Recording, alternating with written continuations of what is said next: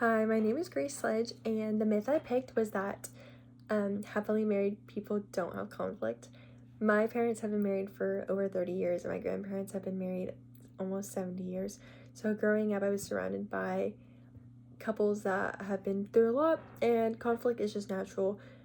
Um, Conflict is bound to happen. Life throws you curveballs, so it is never a happily ever after. It can be a happily ever after, but that doesn't mean that it doesn't come with conflict and disagreements. The book even mentions that conflict theorists say that conflict can facilitate creative solutions and new communication. So, conflict is bound to happen, and I've seen it in my parents' life, my grandparents' life, and they're happily married, but conflict is just bound to happen. So, for the changing patterns I picked is that delayed marriage is more prominent.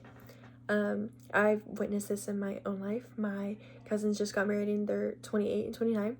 And then my brother, he has had a girlfriend for a long time, but he's about to turn 23, and he's just said he's not going to get married until he's about 26, so he has a full-time job and is stable and can provide for his family as well as his wife. So that has shifted a little bit in the past generations, that people are getting married later because of economic reasons, not as religious as they used to be, and just all sorts of things, because people are not getting married like they used to, especially whenever our parents and our grandparents were younger. They would get married right out of college, right out of high school.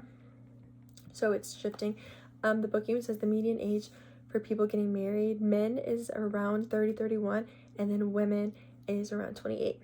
So that is way farther in their 20s and their later 20s and early 30s compared to how it used to be. So the theory I picked was the social learning theory. I've learned about it in a few of my other human development classes, and that's essentially that kids learn from social interactions, they learn from their parents. So in lower SES, they could possibly learn from their parents, from drug abuse, alcohol abuse, any type of, even financial struggles. They learn from their parents of any type of struggles. They learn from their parents because it is just something they've been surrounded. So it is the way that kids learn, is that they learn through their parents, and I've seen that in the kids I work with.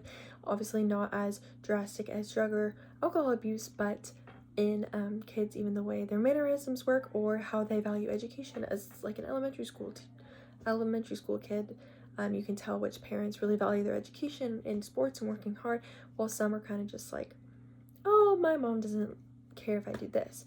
So just overall social learning theory is that kids learn from their parents, and it's very prominent, and it's something that I have witnessed. And then, so for families going through change and getting more diverse, I watched the video that talked about the American family on TV. And so in the beginning, videos and TV were mainly just of the basic American family. This included a mom, dad, and most likely a brother and a daughter, or brother and sister. So that has changed over the years. One of the first shows that even just showed some people of color is The Cosby Show. And then in recent years, Modern Family has shown modern topics of people of the LGBTQ community. So in the media, families have been portrayed and switched up, which continue to grow, and we see more in the media.